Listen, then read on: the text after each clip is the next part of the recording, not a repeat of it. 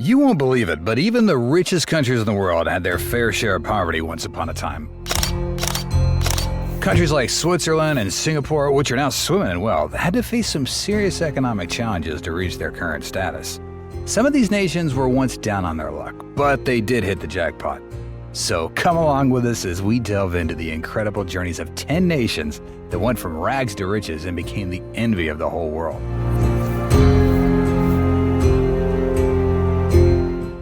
At roughly $130,175 per person, Luxembourg has the third highest GDP per capita in the entire globe. They are swimming in cash. The Principality's highly diversified economy is based on the steel, banking, and sophisticated manufacturing industries. Going back in time, the European landlocked country of Luxembourg was poor in the early 19th century. The living circumstances were extremely harsh, and the approximately 180,000 residents, 80% were employed in agriculture. The discovery of significant iron ore reserves in the middle of the 19th century changed Luxembourg's fortunes almost instantly. Luxembourg had become one of the main steel-producing countries in Europe by the end of the 1800s. All through the 20th century, there were lots of jobs in a thriving steel sector. So there you have it, my friend. Luxembourg went from rags to riches, all thanks to their iron ore and some serious economic savvy. They're swimming in cash now, and they've definitely earned it.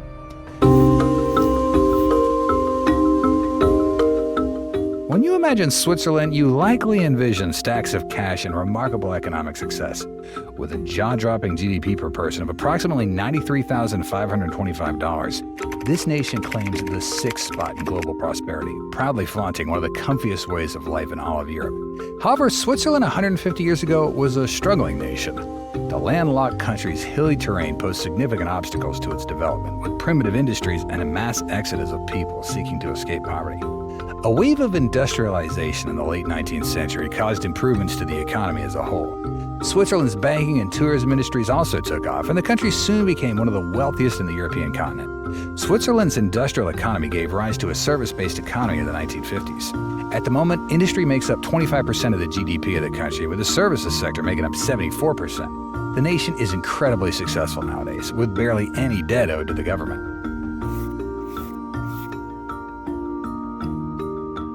Norway was little more than a struggle bus back in the 1800s.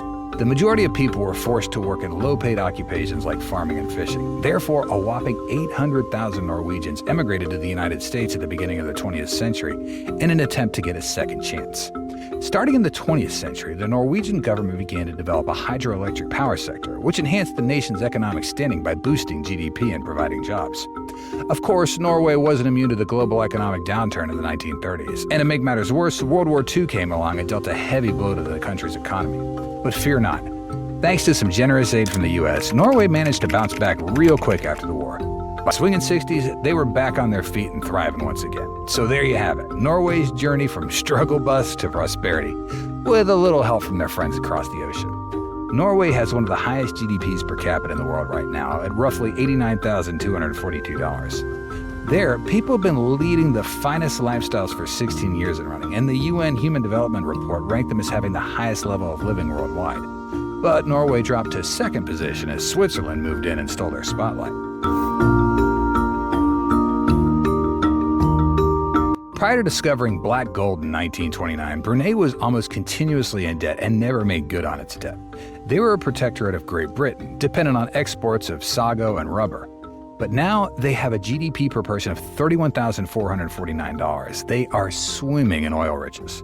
The Great Depression and World War II hindered the oil industry, but the Sultanate was nevertheless able to gradually expand its wealth in the 30s and 40s by exporting black gold, which generated massive profits.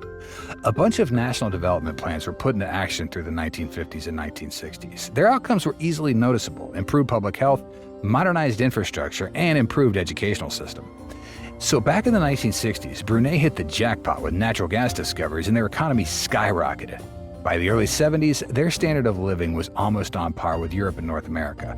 But here's the thing, since Brunei broke free from the UK in 1984, their economic growth has been at the mercy of oil and gas prices. It's been a roller coaster ride with highs of around 4.5% and lows as low as minus 2.5%. But the country is still rolling in dough. This nation's the best example of the slang, time changes everything. After many years of Japanese control, Korea was in a difficult situation when the Korean War broke out in 1950. It was shocking to learn that despite its technological accomplishments, the North was wealthier than the South, which was mostly focused on farming. The economy of South Korea remained sluggish after the war stopped in 1953 until a military administration led by General Park Chung-hee was installed in 1961 through a coup. The dictatorship was criticized for suppressing civil liberties, yet it was effective in modernizing South Korea's economy. Once the inaugural 5-year plan kicked off in 1962, a mind-blowing industrial revolution famously dubbed the Miracle on the Han River swept across the nation. And today, this incredible nation boasts a GDP per capita of a whopping $34,940, surpassing the combined figures of Portugal, Israel, Kuwait, and Spain. Once upon a time, Spain was struggling to make ends meet as an agricultural nation, but then a devastating civil war broke out in the 1930s and hit them hard. Things took a turn for the worse when a bad dictatorship took over, putting a major damper on the economy. Also, the financial situation in the 1940s and 1950s was beyond rough. Under the rule of General Francisco Franco, Spain was practically cut off from the rest of the world. They decided to go all in on self-sufficiency, closing their doors to imports. The economy experienced negative growth, their currency took a nosedive, and they faced severe shortages of basic necessities. It was like a major bummer. Fortunately, in 1959, Franco restructured the government and appointed younger, more liberal ministers. With this, Spain initiated its first development plans intended to boost the country's economy. Then, in the 1960s, Spain began to engage with other nations and truly improved its industrial profile. The GDP per capita was roughly $7,359 in 1960, but had more than doubled by the time fascist government ended in 1975. Spain's been an advanced democracy since 1975, and they've been traveling along the path of progress and improved living conditions ever since. Singapore was a tiny city-state that was devastated by severe poverty and a record-high unemployment rate after separating from Malaysia in 1965. Also, a third of the population lived in horrible slums. Up to half of them were illiterate, and the GDP per capita stayed at a low $516. Singapore looked to have a very bleak economic destiny given the lack of natural resources. Lee Kuan Yew, Singapore's first prime minister, started transforming the country into a highly developed nation. The Prime Minister created a workforce of highly skilled multilingual professionals by modernizing the educational system. Lee outlawed labor unions, slashed taxes, and cracked down on corruption. Lee's strategies paid off and managed to attract a ton of foreign investment, which the government cleverly put to use in upgrading Singapore's infrastructure, housing, and other facilities. Fast forward to the 1970s, the quality of life there had improved by leaps and bounds. Nowadays, the economy is known far and wide as the most open and business-friendly in the world. And the GDP per capita is a whopping $66,822, ranking them 13th globally.